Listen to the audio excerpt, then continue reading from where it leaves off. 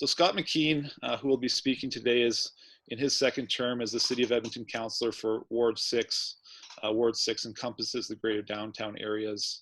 And prior to 2013, before Scott got into municipal politics, he was both a reporter and a columnist with the Edmonton Journal, covering everything from civic politics to crime. I've known Scott for a few years now, and I've known Scott as someone who's I respect a great deal, in large part because he's willing to be both vulnerable, honest, real, and share his experiences with addiction and mental health, with the intention of helping others get the help that they may need. So today, Scott's going to be speaking about his personal experience finding recovery, and I'd like to pass the virtual microphone over to Scott to share his story. So thank you, Scott, for being with us today, and thank you for sharing your story. Thanks, Mark, and thanks for that lovely introduction. Couple of housekeeping items from me. I'm coming to you from the home office along Jasper Avenue in Oliver, and I've had my window open because I don't have air conditioning. So if you suddenly see me leap up, it might be because I hear a siren coming that'll drown out my voice. And as I explained to Mark earlier as well, that being a 61-year-old man, no longer having a 20-year-old's cast iron bladder, there may also be a time in this upcoming hour where you'll see me go like this, or say, Mark, take it over for a minute, and I'll be right back after that. So, Mark, that was a lovely introduction, and Mark and Amber and the rest with the foundation. Thanks so much for the invite. I was thrilled to be asked to speak, and I think I was even offered a topic because my story involves a number of issues around mental health. So, but addiction to me is kind of the most fascinating one to me right now. It overlaps a lot into the work we're trying to do in our office, the council office, around homelessness. And so addiction is also something I have lived experience with. And so I wanted to start by saying, I think addiction in many ways is the last taboo in the mental health realm, that we've become over the years more comfortable talking about depression and anxiety disorders, biological illnesses like schizophrenia, bipolar. But I'm not suggesting in any way that we've gotten past the stigma there.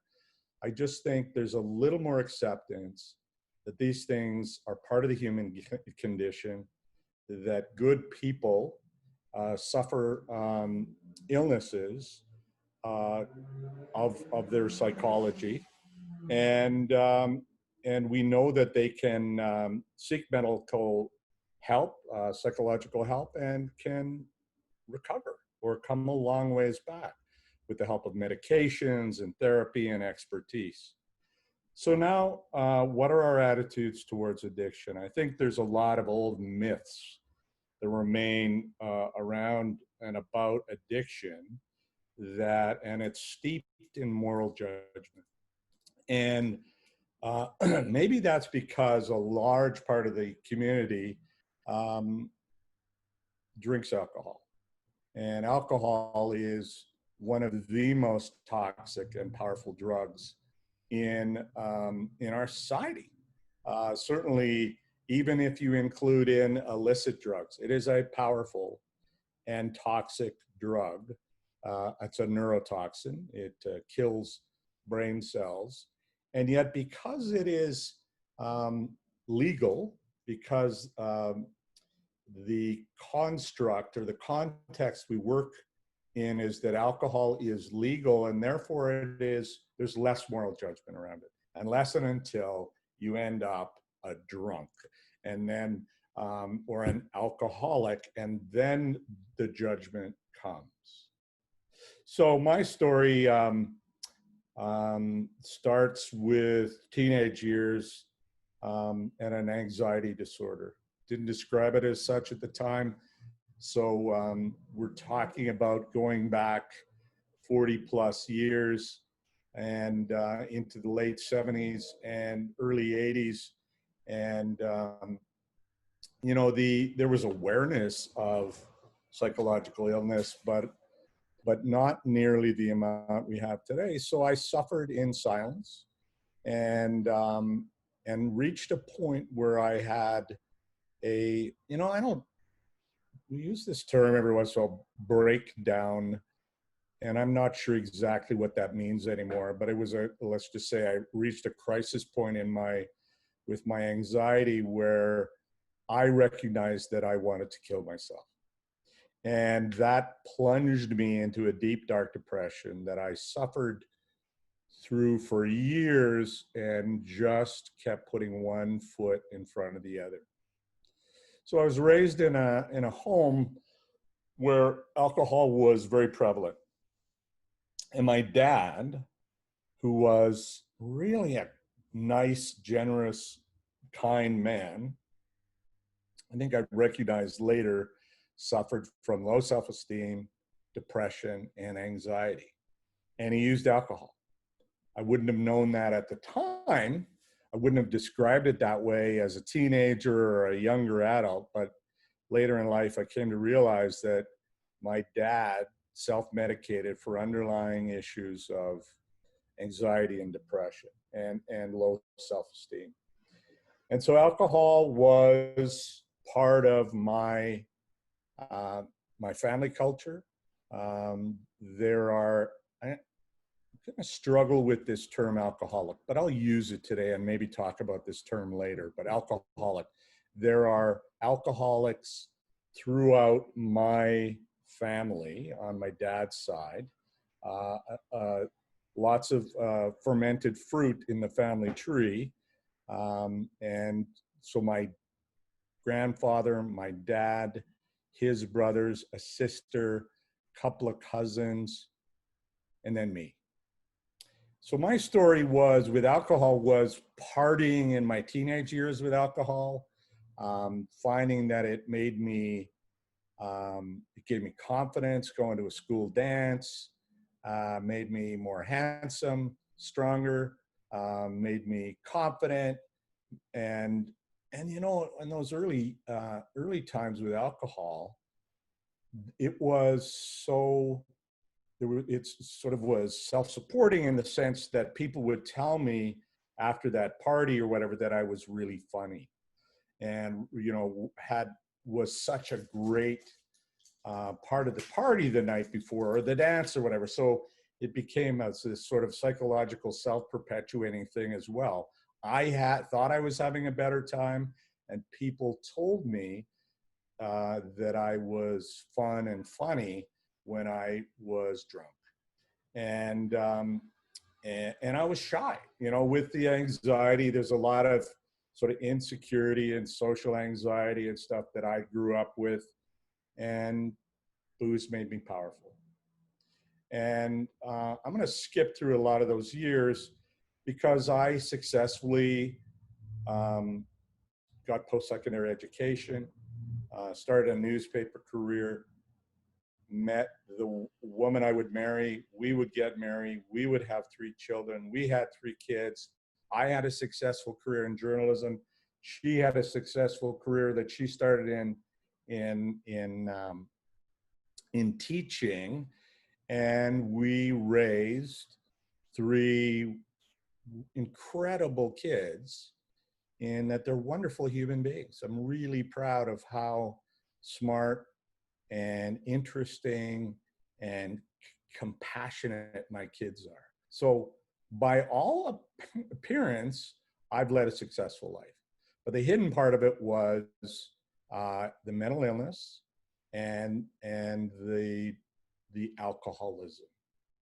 So I quit. I actually went off for residential treatment when my mental illness and depression and anxiety were building again in about a few years into my career at the Edmonton Journal. And I had such wonderful bosses there.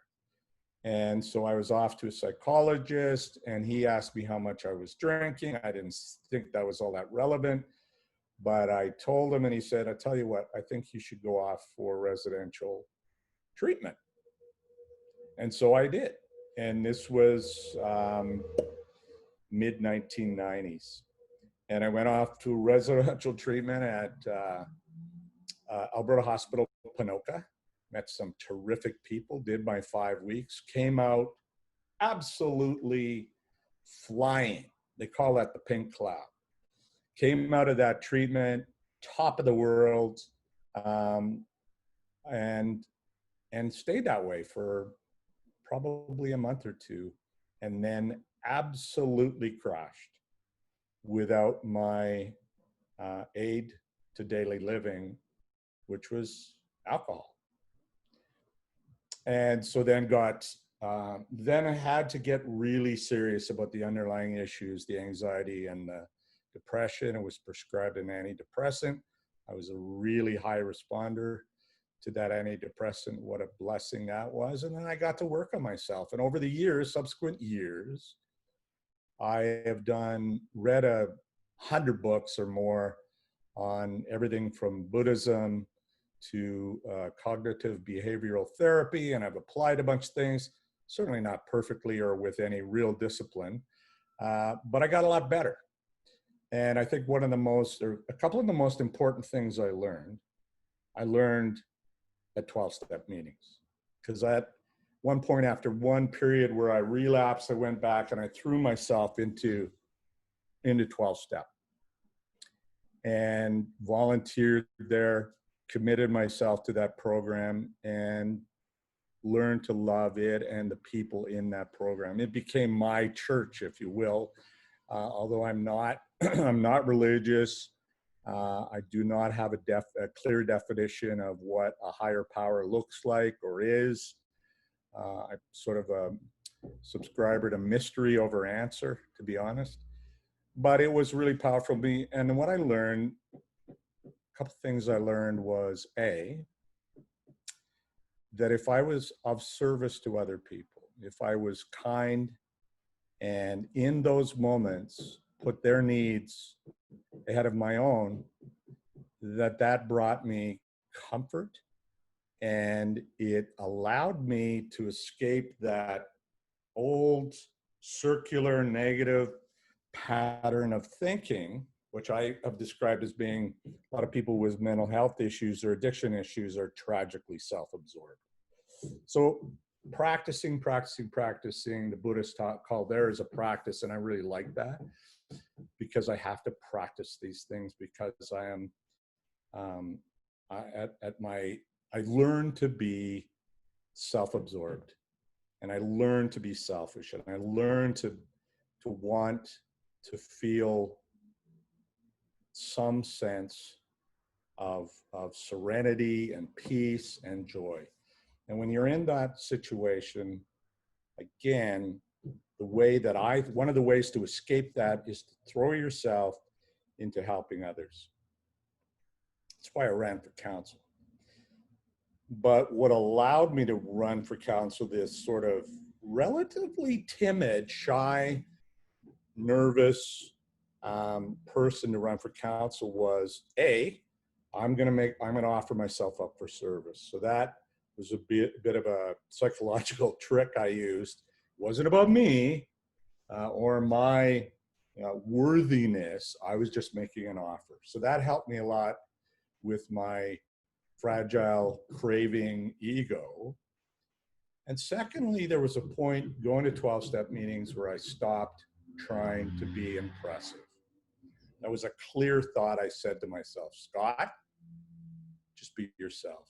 Quit trying to be impressive. And that was a huge load off for me. And I don't know if that will have meaning for other people, but I know if underneath this can be a sense of low self-esteem or not feeling worthy or whatever. Well, just if you can allow yourself to just give up that lifelong drive to be worthy is it's just so liberating.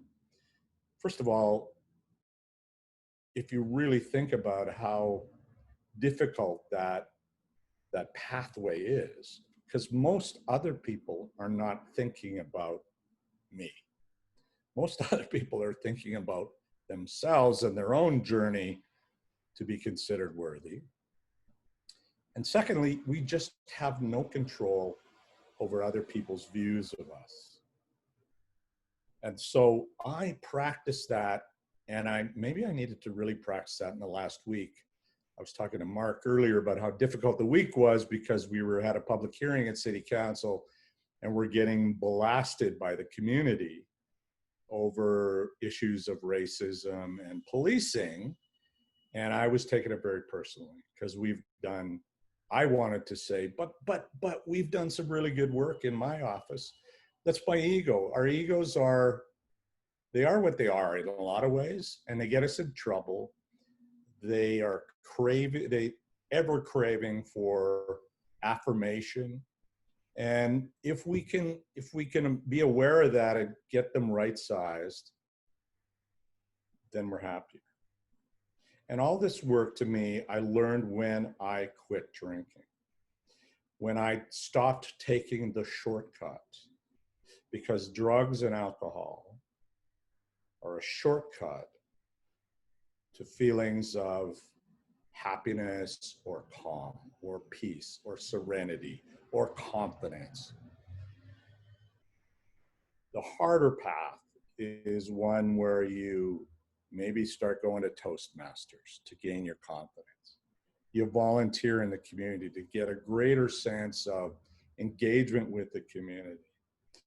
You go to the gym every second day and do physical exercise to build a stronger sense of physical integrity. Those are the hard things to do, but those are the things that really work over time. The shortcuts work, and I've heard people say that were it not for alcohol, they'd be dead.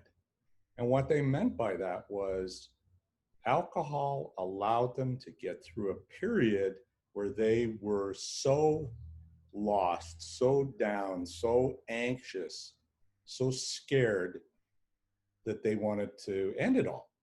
They wanted to end their life. I almost said commit suicide. I will learn. Commit is not a term we use anymore. They wanted to take their life, but alcohol carried them through dysfunctionally through a period of tremendous despair in their life. But then they talked about getting through that period and then finding a way to recovery. And recovery's hard. And that's why I think 12-step groups are so important, because you don't have to do it alone. And I've been to hundreds and hundreds of meetings, and I've met people who were living these remarkably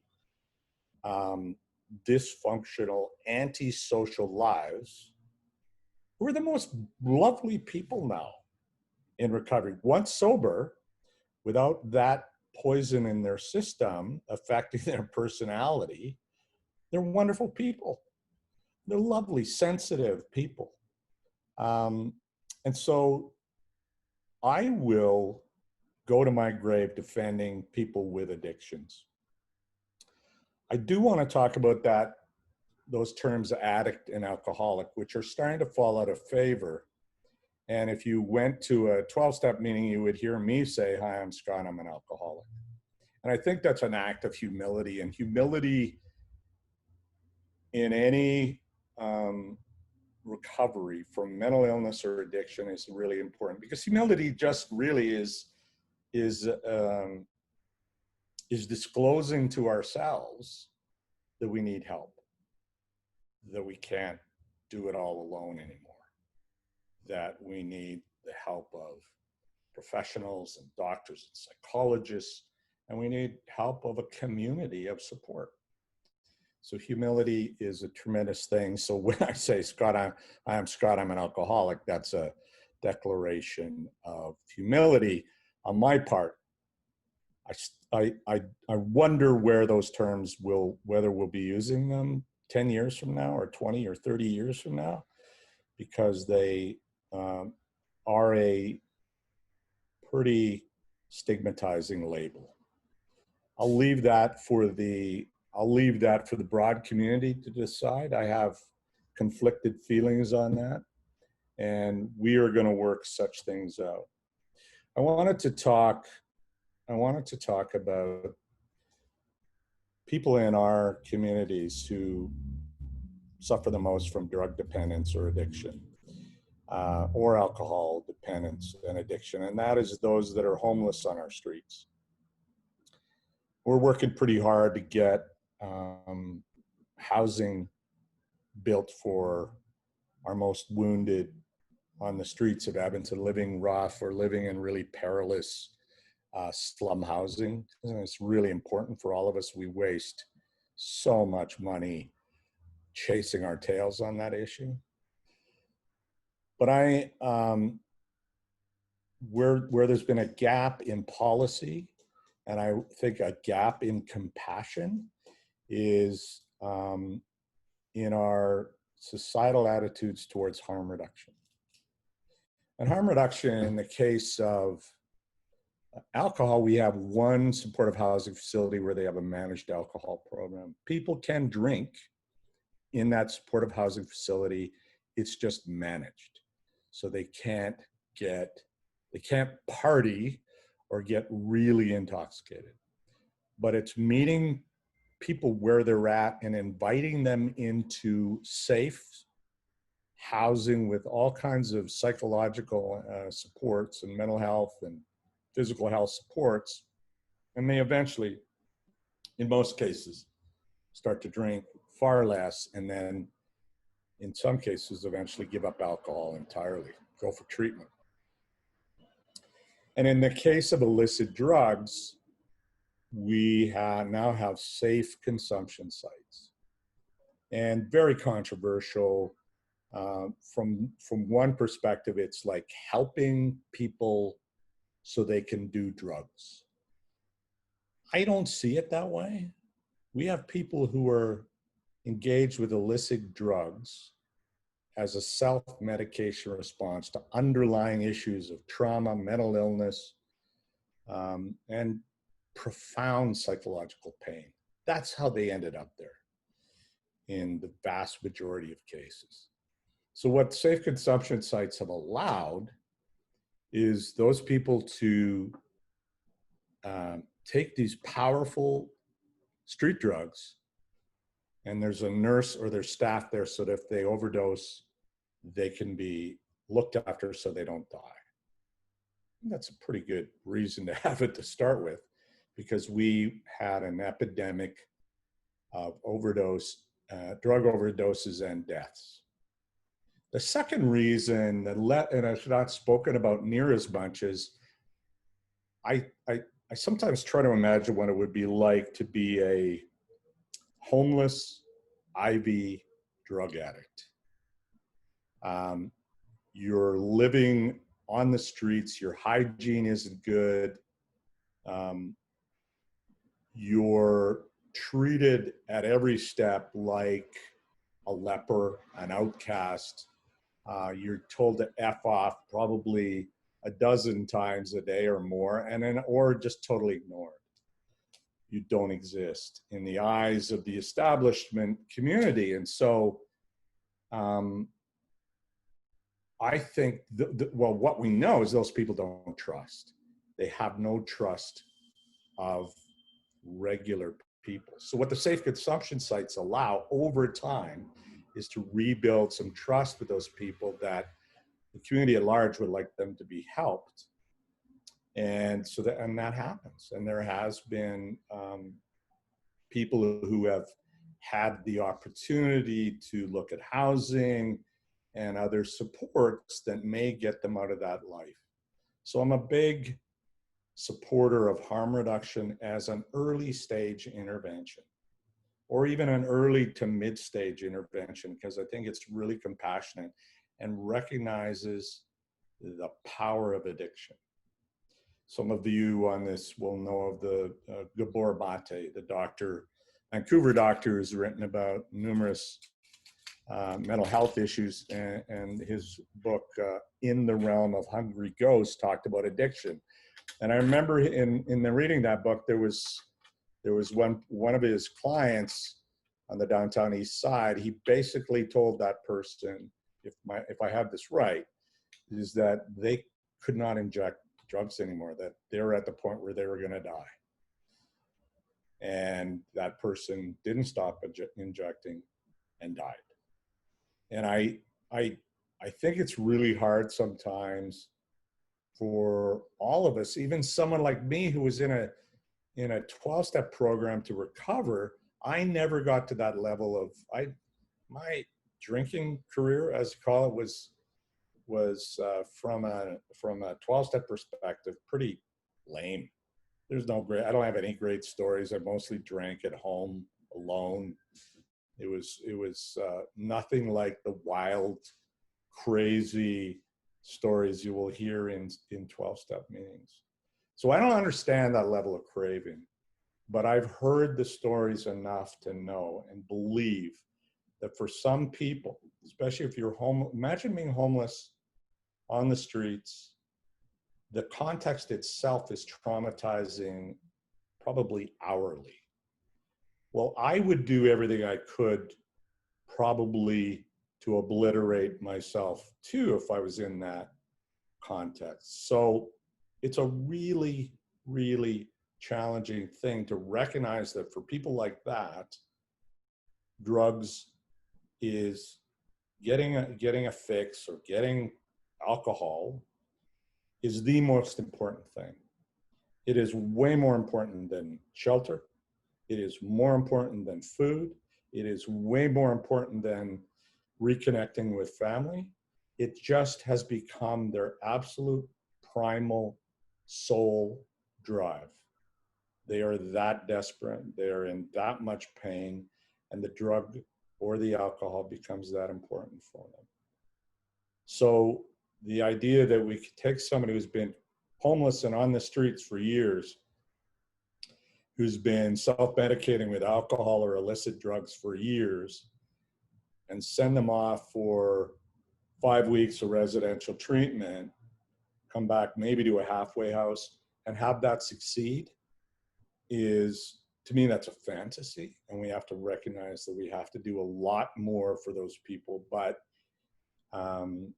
we have to use harm reduction in that short and midterm strategy to let them find other ways to bring peace, serenity, and joy and connection into their lives, because they have found a shortcut, and it's a dysfunctional shortcut, and it's an unhealthy shortcut. But we all, I suspect we have bad data, I argue, on how much addiction there is in the world, because there is, I think we've all heard about internet addiction or gaming addiction or addiction to your smartphone or food, sex, love. There's workaholism is probably the #1 addiction, because it is glorified. It is seen as a wonderful thing if somebody works 10 hours a day or 12 hours a day to support themselves and their family. What a wonderful thing that is. But what are all those people trying to escape? What is everybody trying to escape? They're trying to escape pain in the general term of turmoil in their inner life. And if I can focus on my work, or if I can focus on the casino, or I can focus on that internet game, or the video game I'm obsessed with at the moment, then I don't have to be alone with myself and my inner world. And I've heard this said at 12-step meetings many times, that my mind is a wonderful place to visit, but you would not want to live there. And I think that's an explanation. Whatever route people, how they got there, it's their inner lives are painful. They're full of stress and anxiety and looping thoughts of fear and morbid thoughts of death. And it's the easiest thing to do then, or what seems like the easiest thing to do, is to drink those thoughts into the background, or drug those thoughts into the background, or use distractions like gaming or work or love or whatever it is. we all probably have that to a certain extent. I think modern society is creating even more of it. We need to find our empathy. And Mark, you and I were talking at the outset about really feeling that, and how intellectually I have empathy and I can feel joy for Mark and his success, and Amber and her success with the foundation, and the foundation success. I can take a little bit of joy in that intellectually. How do we get to finding our heart and soul again is the tricky part. And that's the work we do as we grow, as we become aware, more self-aware of what our inner world is like. Humbly admit that we have struggles. We humbly admit that to a friend or a family member or a psychologist or a doctor, and get to work on it. And I'm just gonna, before I turn it back to you, Mark, I would say beware the shortcuts, because they can be addicting. And Mark, I'm happy to try to answer some questions now. That was a pretty wild ramble I just did, but I think sometimes that's the best way to go. Well, Scott, let me, because, you know, a lot of, basically everything you said resonated with me on a personal level, as I'm sure it did with most of the people on the webinar. I'll just, one housekeeping note before I jump into questions. And so feel free to write a question in the chat box. There are no stupid questions. There's no judgment here. So if you're curious about something and you want to keep it anonymous, just write the question, and I'm happy to paraphrase and ask Scott. We're also recording this video as well, so for those that couldn't make it, or if you'd like to share it, we'd be happy to do that. But Scott, maybe I just go back a ways in your talk. And first of all, I wanted to affirm you, because it's for somebody who has, you know, they're trying to manage their ego. One of the most challenging things to do, and I speak from personal experience, is to talk for 30 minutes when you can't hear laughter, groaning, anything, right? And I think you did a phenomenal job sharing your story in a cohesive narrative that was linear and personal, and you're vulnerable. And so thank you for being our first speaker. I think it was both fascinating for me personally, but also you know, your comments about harm reduction and recovery, and you know, coming from a non-ideological perspective is very important, I think, for that conversation, because it's supercharged with emotion and ideology, when the truth lies somewhere in the middle between, you know, we need a holistic approach, I think, to that, and that includes harm reduction, that includes prevention, that includes treatment, and that includes recovery. But I wanted to go back to when you spoke about anxiety, because, you know, I have my own family experience with alcoholism, where my uncle just died 2 years ago, and, you know, due to health complications related to an unhealthy life, which included a significant amount of alcohol. But why did he consume a significant amount of alcohol? Because he couldn't unpack his own ego, and he couldn't reach self-actualization. And so, you know, alcohol was just the coping mechanism that he used, because that was the coping mechanism that his father used. And so there may be some biological predisposition, but there also may be an environmental component to it, whereby you have a learned experience from your parents. And I don't think that's very unique. But so how do you think that as a society, you know, we should try to, because you say there's a stigma around addiction, which I would agree with, but I think there's also, even though the formal healthcare system has now connected addiction and mental health in a systematic way, there's still, I think, a public disconnect between the word addiction and mental health, because addiction is only there to try to mask some of your anxieties or your fears. And so how do you think we can do a better job from a public messaging perspective around connecting those dots?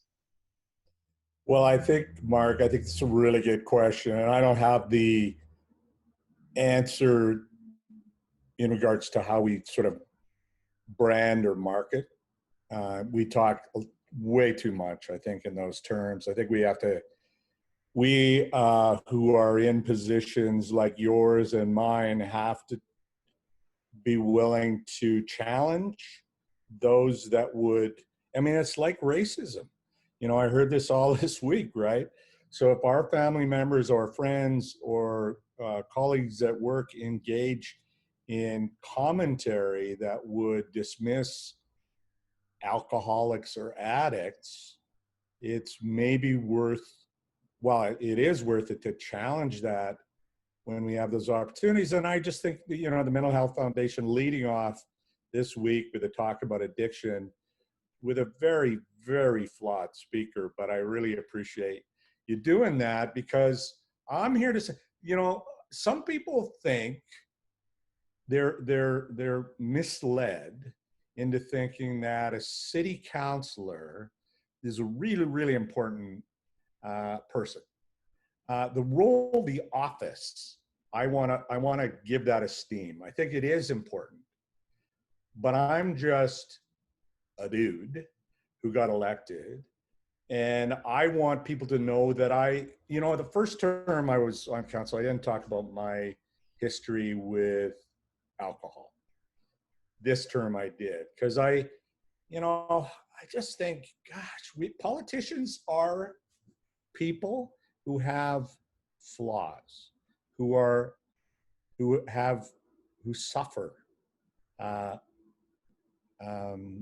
and there is all, believe me, in the history of politics,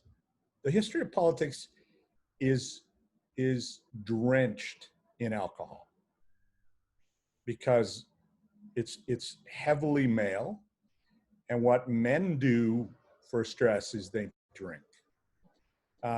Some of them would, I know that some of them are doing cocaine. I'm not talking about current politicians. You're not talking about the Edmonton City Council. You're just broad. This is broad-based conversation. Yeah, I know from people who have been in positions in law and medicine and other very positions held in very high esteem, that cocaine use or alcohol abuse or other drugs are not. There are people in those realms who have used that. We live in a world where we are disconnected. I think that is fundamentally one of the issues behind all of this. Is we live in a world where we are taught to compete. We are taught to compete and to achieve, and that it is an individual race to the top. And our culture reinforces that all the time. I once gave a talk at McKeen, and I said to that class, what would happen if a bunch of you went off and worked together on a project and submitted an essay individually, but they're all pretty similar?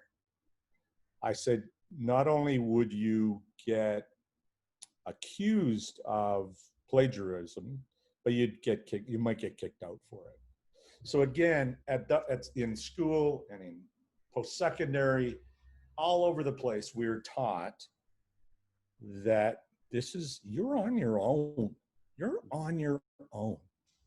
And if you don't succeed, if you don't get through school, if you don't get high marks, if you don't get a good paying job, if you aren't able to buy that Audi, you're a failure. And again, the context is horrible. And I mean, I'm not blaming capitalism. I'm not blaming materialism per se. It's just somehow we lost the plot. And the plot is about happiness comes from our good relationships with people. Happiness comes from gatherings of people. And hopefully, we will learn that from COVID. Mm-hmm. You know, there's this notion that everybody's going to want to work at home now, and companies are learning that productivity is just as high. Well, I think actually we might be totally missing the lesson from this, is that people will crave a supportive, wonderful work community. Yeah. And I gotta thank you for that, Scott. I have a couple other questions, but just on the note around addiction and mental health, to your point earlier, I would argue that we're all addicted to something, and think about your phones that we're all using. That in of itself is an addiction. And so, the same thing with mental health. 20 years ago, there was a marketing campaign created, and the facts are questionable around 1 in 5 people. But I would also argue that we're all a work in progress. To reach self-actualization is something that only the very, very few among us can do. And it's not something you stay there forever. And so I also think, on the note of happiness, is that it's much more relevant to me to pursue purpose and meaning and an underlying ethic. And you may find happiness through in fleeting moments, but it'll always be something that you're chasing. So anyways, that's just an editorial, and I'm not allowing you to respond due to time constraints, but we can have an offline conversation about that. So question for you, Scott, from the audience. What advice would you offer parents who are helping support their children who are struggling with mental health and addiction, but are unwilling to accept that help? Yeah, I think it's, I remember hearing this at a 12-step meeting, and I think what this person said was effective for them. I don't know if it was a friend or a parent who said, "I love you, but we're concerned about your drinking." And, I think especially, family dynamics can be so difficult. My daughter and I can get into an argument at the drop of a hat. And I have to sort of stand back and go, why did that just happen? And so that's the top of the mountain, and there's all this stuff below it that causes that. But I think if we can be humble, and I think parents who may have a kid involved with addiction, Al-Anon is a wonderful program.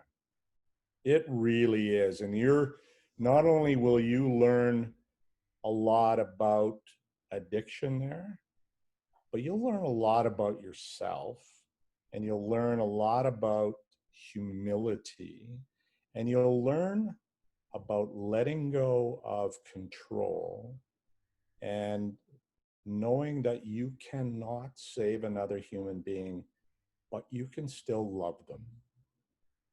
It's a tremendous program. Yeah, no, and thanks for that. And sometimes, the old saying, you can lead a horse to water, but you can't make them drink. And, part of what we're trying to do with these free mental health sessions, and I think as a foundation, is, we have a session on Monday with Dr. Peter Silverstone, and he's talking about the science behind anxiety and mood and the underlying brain functions of why that all happens, which I think is fascinating. Is a great segue from our conversation that we're having today. But what all of these sessions isn't helping somebody cure their mental ill health. It's opening up a conversation for somebody to say, oh, interesting. And then perhaps they take one step in a direction, or they pursue a different way of having a conversation with a loved one. And it's an incremental process forward that I think it's important that people understand that you always have to move forward. And it's not, to your point about alcoholism being a quick fix, that's the quick fix, but the real sustainable solution is something that's going to manifest itself over time. And so I think it's important that people stay the course, even though it's hard and it takes time, and you may not feel as though anything's happening of significant benefit to your mental health, but it will if you stay the course and you have an open mind. So that's another editorial. What is, you and I are in a good combination together, because you like to talk and I like to talk, and so I'm not even supposed to talk, but I am. What kind of stigma have you personally experienced? You know, and I'm going to do one thing. I'm not going to answer that question quite yet because I Okay. wanted to go back to the parent with a son or daughter with addiction, and I wanted to honor that because they're in a very dark and scary place. And I wanted to just add what Al-Anon will help you with is looking after your own mental health. You will find support there. You will find others who are in that same situation. And it's one thing for me to say sort of callously, well, you can't save another human being. You can't control other people. But I just want to honor that person. And I see Betty Wedman's name on this, and Betty, hi. She knows better than anybody, or as well as anybody could know, how you can't necessarily save a son or daughter. But a lot of people do. And I don't want Betty's story, and Betty, you may not get a chance to talk here, but if people on this webinar get a chance to hear Betty talk about her son's story, which I wrote about in the Edmonton Journal, and I was very privileged to do that. But I just wanted to honor that because I don't want to brush past that stuff.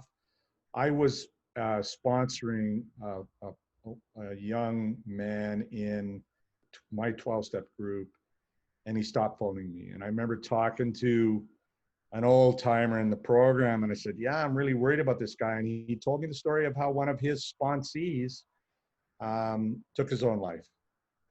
And he talked about how the limits of his control. And it's true, but it's hard. It's hard to recognize that even someone we love so dearly, how do we monitor them 24/7? But whoever asked that question, I love that you asked it. I want you to know that you have the support of hundreds and hundreds, if not thousands of parents in this city. And I want you to know that we are cheering for you. Please find a place of humility in yourself, knowing that you can offer your love and kindness and support. And that's what a mom or dad should do and can do. So that me face stigma, I suspect people nowadays, Mark, there's probably some whispers out there about McKeen, the alcoholic. I have no control. I convinced myself years ago, I said, damn it, I didn't hurt anybody. My story is not about arrogantly stomping through the world and hurting people. My story is one of me hurting. And I decided in sharing it, I might help some others. And darn it, I was not going to be ashamed. And I think it took a while, but I convinced myself to not be ashamed of that part of who I am. Probably one of the reasons for all of this is there's an element of shame. Shame is a horrible thing, to be ashamed of oneself. And I think I drank because I was ashamed of myself. And it is a lifelong journey if you've ended up with that curse to lose that shame. But I drank, and I had anxiety, and I had a depression through no choice of my own. And whether it was genetics and family of origin stuff, I can't tell you the full story, and I'll never know it. But if there is stigma, which I'm sure there is, knock yourself out. Mm-hmm. Yeah, and thanks for, that was really three comments that I think were really beautifully said. And so just a couple notes on that. And again, this is me editorializing, but I've found, speaking with people with lived experience, when they've come out and shared their story in a public fashion, I see that as somebody has more self-awareness than the average person does. And therefore, I have a level of respect for them that is higher than it was before. I'm not sure that that's the general public's thoughts on those, but I think there's an there's an understanding of self that comes with when you're able to share what is a very personal and stigmatizing, in quotation marks, experience. So yeah, and then the part about Betty and families, I just want to put in a plug, because Betty's actually speaking on June 22nd from 2:30 till 3:30 about her story as well. And also we have I don't know the time, it's on the schedule, but FAMI, so Avery McNary's group, Families of Adults with a Mental Illness, is speaking. So is a group called Family Connections. And so it's all around the similar types of supporting mechanisms that you talked about, Scott. So if anybody's on the webinar would like to seek those out, I highly recommend that you do. Sorry, I'm just checking for any more questions. And just while you're looking at that, Mark, one of the things I remember writing about and talking about in the past is, if we can find the courage to talk about our inner world and who we really are, warts and all, flaws and all, then the people who are still there, who haven't run away, you'll know that they love you. And it's so hard in this world to be completely open and honest about who you are. But it's a real start to feeling connected. I think that's probably the other problem with our sense of disconnection, is we've learned to wear these false masks of success and whatever, even though there's hurt in there. And if we could talk about our hurt, and the people around us, like I say, they don't run away, then there's a connection made. And I know that you and I have made some quick connections, because we've both talked about and that's really hard for men. Men have such a tough time talking about their fears and their flaws and their failings, especially those vulnerable emotions. Men we're socialized to not do that easily. And when we can start to do that is when we can start to feel connected, is when we can start to feel this new sense of happiness coming at us. Because I don't feel, Mark, like I have to dominate you, try to be the alpha over you, in part because you don't have any hair on your head. So we're not in competition. Well, I've always said, and maybe we'll end on a note about being bald, because it's just a great non sequitur, but you've always been you've been who I aspire to be, with a bald head and a beard, but I can't get the curl on my mustache like you can. So let me just say, you're getting a lot of nice comments about what a good role model you are, and how much people admire you. And I would just echo that and say, thank you for taking time to share your story. Thank you for being an authentic leader for our community that's genuine, kind, and vulnerable. Can I jump in and say, Sure. I'm not always that. We are works in progress, and I have flaws, and talk about having my dad's temper, and I still have insecurity, and I still want to be, loved by everybody. I have these flaws, so thank you.